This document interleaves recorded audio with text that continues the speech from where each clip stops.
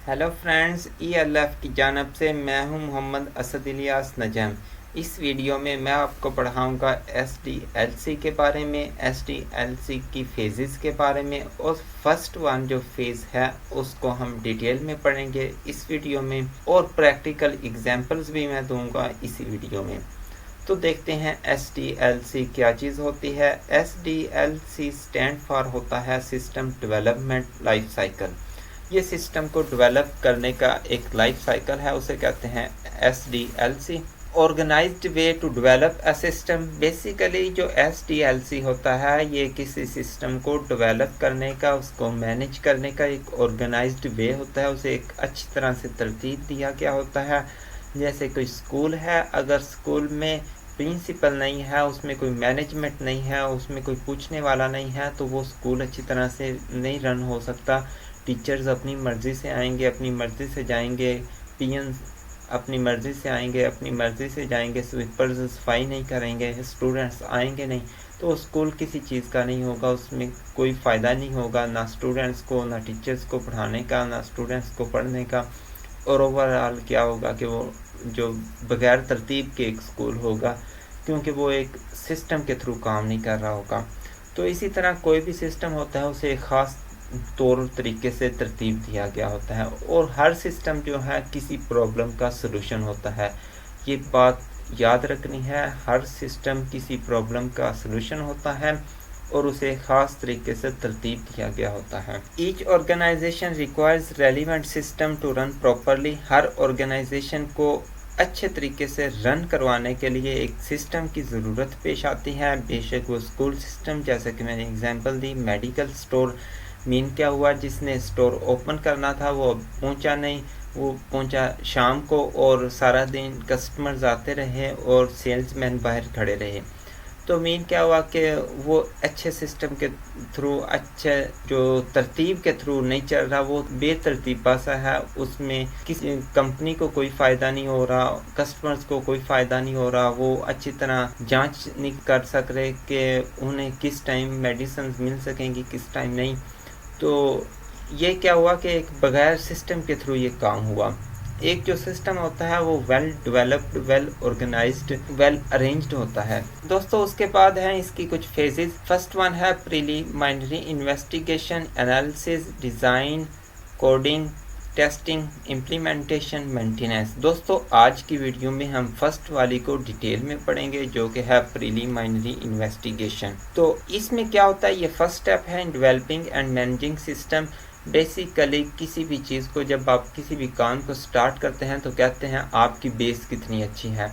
ये वही बात है कि आपकी बेस जो होता है, आपका बेस स्टेप होता है, वो ये वाला होता है, first step in developing and managing system. Mean क्या हुआ, ये हमारा फर्स्ट है और बेस है। ये इतनी ही इम्पोर्टेंट है जैसे एक बच्चा 5 क्लास तक पढ़ा, उसने पीछे पूरी की पूरी 5 क्लासों में ना मैथ को अच्छी तरह किया, ना इंग्लिश को अच्छी तरह किया, ना टेंसेस पढ़े, ना उर्दू अच्छी तरह पढ़ी, ना मुतालिया पाकिस्तान अच्छी तरह पढ़ी। मीन क्या हुआ कि उसे कोई भी चीज़ अच्छी तरह नहीं आती, और जब वो 6, 7, 8 में जाएगा, अब अगर उसने अच्छे मार्क्स लेने हैं, अपने क्लास में कंपटीशन करना है, तो उसे क्या उन लोगों के साथ कंपटीशन करना पड़ेगा जिन्होंने पीछे अच्छी तरह हर चीज़ पढ़ी हुई थी, और अब उन्हें सिर्फ नई चीज़ें पढ़नी है। हर चीज़ जो है वो पीछे बेस पे डिपेंड करती है। इसी तरह स्टूडेंट को जो है पिछले वाला सिलेबस पहले कवर करना पड़ेगा। उसे मैथ तो बिल्कुल भी नहीं आएगा जब तक वो पिछले वाले फार्मूलाज अच्छी तरह कवर नहीं करेगा, फिर ही वो 6, 7 और 8 के फार्मूला समझ सकेगा।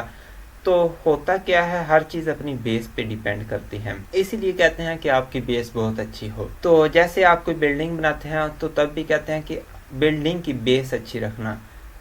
तो ये तमाम तर चीज़ें क्या है कि आपका फर्स्ट स्टेप होती हैं, और इन पे तमाम तर ढांचा खड़ा होना होता है। इसलिए कहते हैं कि आप अपनी बेस अच्छी रखें।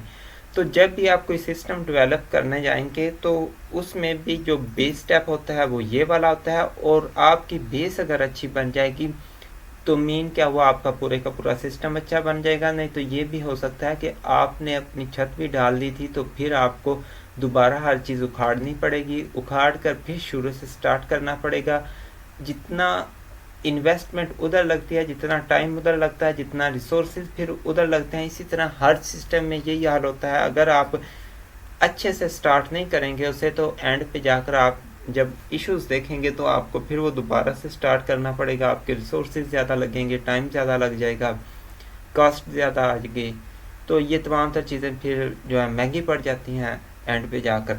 बेसिकली आइडेंटिफिकेशन ऑफ रिक्वायरमेंट्स होती हैं। ये होता तो सिर्फ आइडेंटिफिकेशन ऑफ रिक्वायरमेंट्स है, लेकिन ये सबसे ज़्यादा इम्पोर्टेंट स्टेप होता है। इसमें आप ओवरऑल रिक्वायरमेंट्स की तरफ देखते हैं कि मेरी क्या क्या रिक्वायरमेंट्स होती हैं, हो सकती हैं, जिस सिस्टम को मैं डेवलप करने जा रहा हूँ उसमें क्या क्या चीज़ रिक्वायर हो सकती है, क्या क्या चीज़ मैं ऑप्शनल रख सकता हूँ, क्या क्या चीज़ मुझे लाजमी रखनी पड़ेगी, ये वाली चीज़ें कवर होती हैं। इसमें इनिशियल एनालिसिस होता है, अल्टरनेटिव सॉल्यूशंस होते हैं, details of cost and benefits होते हैं।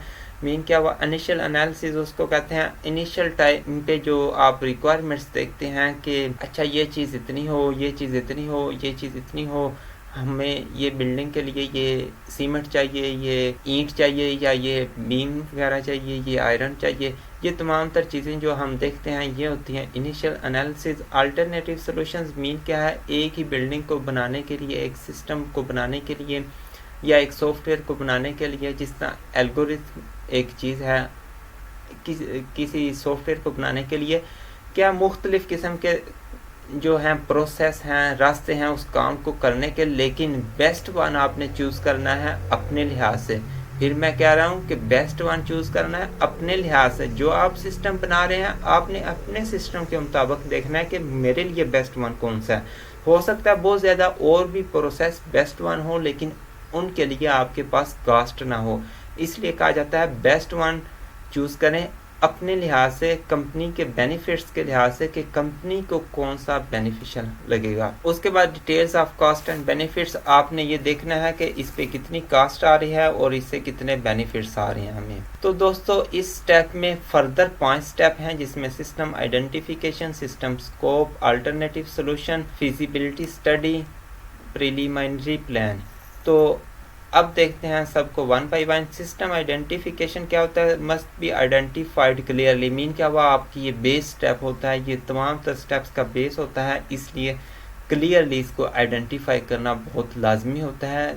फर्स्ट में वर्ड लिखा हुआ है मस्ट, कि ये बहुत लाजमी है। तो दोस्तों ये ध्यान रखना है, जब भी आप किसी सिस्टम को आइडेंटिफाई कर रहे हैं तो उसको क्लियरली करना है। अगर ये ठीक से ना हुआ तो फिर आपको एंड वाले स्टेप से भी वापस आना पड़ सकता है। जहाँ पे फॉल्ट आएगा फिर इसी स्टेप से आपको स्टार्ट करनी पड़ेगी तमाम की तमाम चीज़, और फर्दर आपको मूव करना पड़ेगा। अगर ये ठीक बन गया फिर आपको वापस इस स्टेप पे नहीं आना पड़ेगा।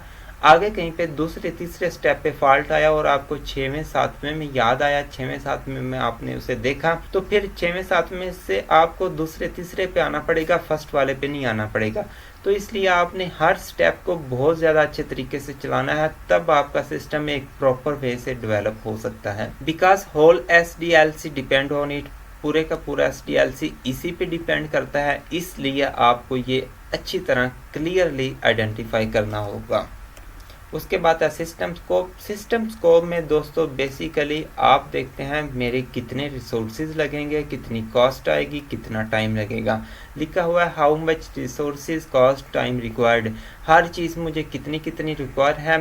रिसोर्सेज वो चीज़ें होती हैं कि अगर आप एक बिल्डिंग बना रहे हैं तो आपको कितनी ईंट चाहिए, कितना सीमेंट चाहिए, कितनी बजरी चाहिए, कितना आयरन चाहिए, कितना सरिया चाहिए, ये तमाम तर चीज़ें होती हैं आपकी रिसोर्सेज। तो कॉस्ट क्या होती है कि जो एक्चुअल पैसे लगते हैं आपके, वो होती है आपकी कॉस्ट। टाइम वो होता है जितना टाइम उसको बनाने में लगेगा।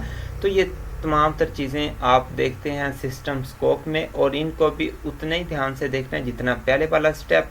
लेकिन अगर यहाँ पे कोई फॉल्ट रह गया फिर आपको सिस्टम आइडेंटिफिकेशन पे वापस नहीं आना पड़ेगा। फिर आपको 6वें 7वें जहाँ पे आपने उसे एनालाइज कर लिया कि ये मेरा फॉल्ट आया है, तो फिर आपको सिस्टम स्कोप पे वापस आना पड़ेगा, ना कि आपको सिस्टम आइडेंटिफिकेशन पे।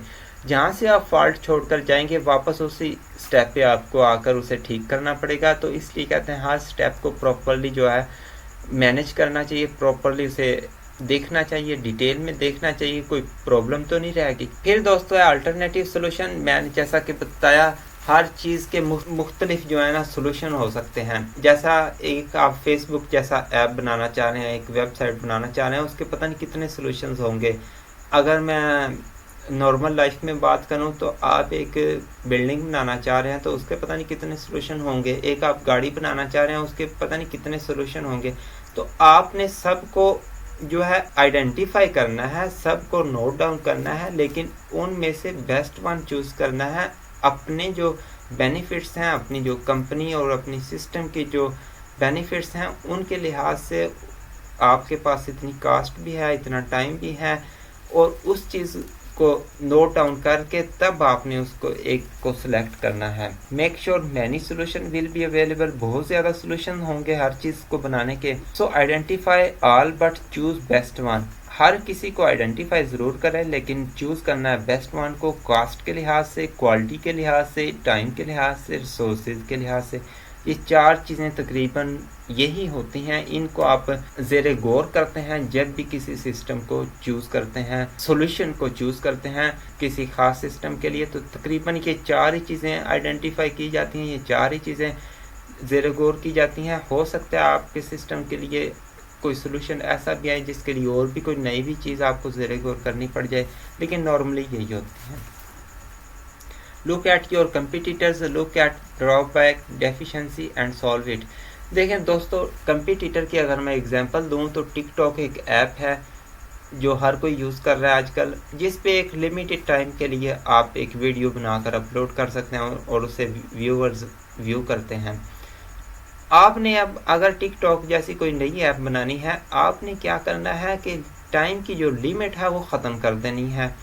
तो आपने क्या करना है कि इनका क्योंकि ड्रॉबैक है कि ये ख़ास टाइम की जो लिमिट है इस पर 30 सेकंड्स हैं या 5 सेकंड है या 10 सेकंड, उतने टाइम तक आप बना सकते हैं, उससे ज़्यादा नहीं। आपने एक ऐसी ऐप बनानी है जिसमें आपका यूज़र 1 घंटे की भी वीडियो बना सके, 2 घंटे की भी बना सके। तो क्या हुआ, आपने उसका जो ड्रॉबैक डेफिशिएंसी थी उसे सॉल्व कर दिया।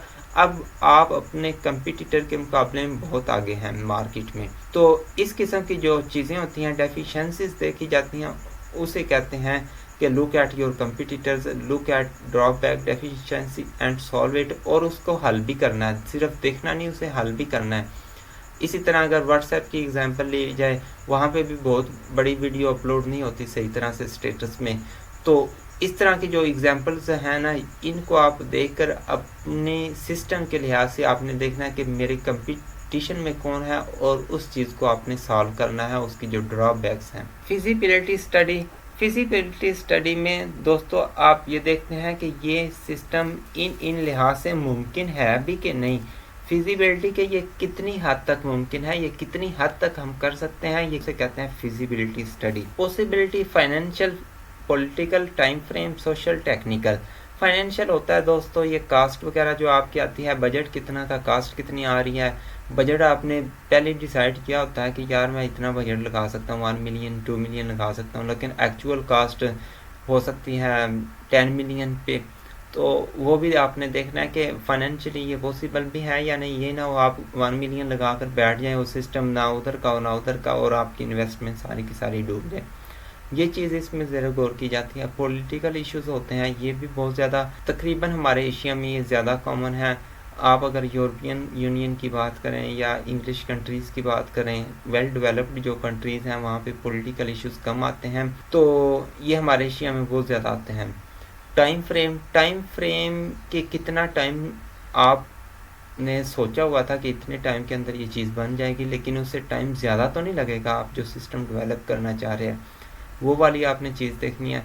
सोशल के ये समाजी तौर पर मीन क्या हुआ कि अगर मैं बात करूं पाकिस्तान, इंडिया, बांग्लादेश या अफ़गानिस्तान, इनका एक अपना अपना एक समाजी रवैया है। यहाँ पे अगर कोई ऐसी चीज़ हो जो थोड़ी बेहुदा हो तो उसे अच्छा नहीं समझा जाता। अगर इंग्लिश कंट्रीज़ की बात की जाए या यूरोपियन कंट्रीज़ की बात की जाए, वहाँ उसे नॉर्मल लिया जाता है, उसे बिल्कुल भी ज़ेरे गौर लाया नहीं जाता कि ये हुई है। तो इस किस्म की जो चीज़ें होती हैं, आपने जो ऐप बनानी है, आपने जो सिस्टम बनाना है, उसमें ऐसी चीज़ों को कवर करना है। अगर मैं बात करूं तो यहाँ पे अगर कोई कारोबार ऐसा बंदा करता है कि जिसमें जो है आप ड्रग्स सेल कर रहे हैं, या आपने कोई क्लब वगैरह बनाया हुआ है जिसमें लोग आते हैं और ड्रग्स यूज़ करते हैं, विस्की यूज़ करते हैं, इस किस्म की चीज़ें यूज़ करते हैं, तो वो समाजी तौर पर इंडिया में, पाकिस्तान में, अफ़गानिस्तान, बांग्लादेश में ये बहुत बुरा समझा जाता है। लेकिन अगर आप दूसरे कंट्रीज़ की बात करें तो वहाँ पे ये बिल्कुल ये सोशली जो है कॉमन है। वहाँ पे लोग इस चीज़ को ज़रा गौर करते ही नहीं कि ये हो भी रहा है कि नहीं, वहाँ पे इतना कॉमन है।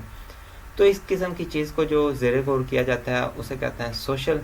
और टेक्निकली ये मुमकिन है भी कि नहीं, ये ऐसा ना हो कि कहीं ख्वाबी पुलाव में हो, आप ख्वाबों में ऐसा सिस्टम सोच रहे हो, लेकिन उसके लिए जो बेसिक रिक्वायरमेंट्स हैं, बेसिक जो रिसोर्सेज या बेसिक जो टेक्निक रिक्वायर हैं, वो अभी तक दुनिया में बनी नहीं।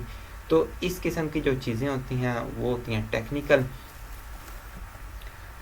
ये क्या करता है, helps organisation can we achieve overall objectives. क्या हम अपने ओवरऑल ऑब्जेक्टिव्स को अचीव कर भी सकते हैं कि नहीं, हमारे सिस्टम की परफॉर्मेंस कितनी अच्छी होगी, ये दो चीज़ें ज़ेर गौर की जाती हैं इस स्टडी में। बेसिकली ये देखा जाता है ये सिस्टम कितनी हद तक मुमकिन है। नेक्स्ट है प्रीलिमिनरी प्लान। इसमें क्या होता है, आप एक डॉक्यूमेंट राइट करते हैं, जो चीज़ें आपने पिछली 4 स्टेप्स में एनालाइज की हैं, आपने नोट डाउन की हैं, आपने मुख्तलिफ़ किस्म के सॉल्यूशंस फाइंड आउट किए, आपने आइडेंटिफाई किया सिस्टम को, फिजिबिलिटी स्टडी किया, सिस्टम का स्कोप देखा। इन चारों चीज़ों की बिहाफ पे आप यहाँ पे एक डॉक्यूमेंट राइट करते हैं। वो तमाम तर चीज़ें यहाँ पे इंक्लूड करते हैं कि हमने देखा ये इतनी कास्ट आ सकती है, हमारी जो बजट है वो ये है। ये तमाम तर चीज़ें जब आप एक जगह पे नोट डाउन कर देंगे और अपने मैनेजर्स को सेंड करेंगे, मैनेजर्स के पास अख्तियार होता है कि वो उसे एक्सेप्ट कर दें, रिजेक्ट कर दें, या उसे इम्प्रूव करवाएं, उसमें कुछ चेंजिंग करवाएं। तो ये सारा के सारा मैनेजर्स के पास एक अख्तियार होता है। वो मैनेजर्स डिसाइड करेंगे कि इस सिस्टम को आगे लेकर चलना है या नहीं। Submitted to managers for approval, written document of all findings, managers have control to approve और रिजेक्ट इट। दोस्तों, जैसा कि मैंने आपको बताया, हर जो स्टेप है उसकी अपनी इम्पोर्टेंस है, इस स्टेप की भी उतनी ही इम्पोर्टेंस है। अच्छे तरीके से फॉलो करना चाहिए। और बेस वाले स्टेप की इम्पोर्टेंस इसलिए ज़्यादा होती है कि अगर बेस में कोई फॉल्ट रह गया तो वो बेस पे वापस आना पड़ता है, जो कि बहुत ज़्यादा कास्ट आपकी ले सकता है, बहुत ज़्यादा आपका टाइम ले सकता है, बहुत ज़्यादा टेक्निकली जो रिसोर्सेज हैं वो बहुत ज़्यादा लग सकते हैं। दोस्तों, आज की वीडियो इतनी। अगर दोस्तों आपको मेरी ये वीडियो पसंद आई है, please hit the like button and subscribe my channel.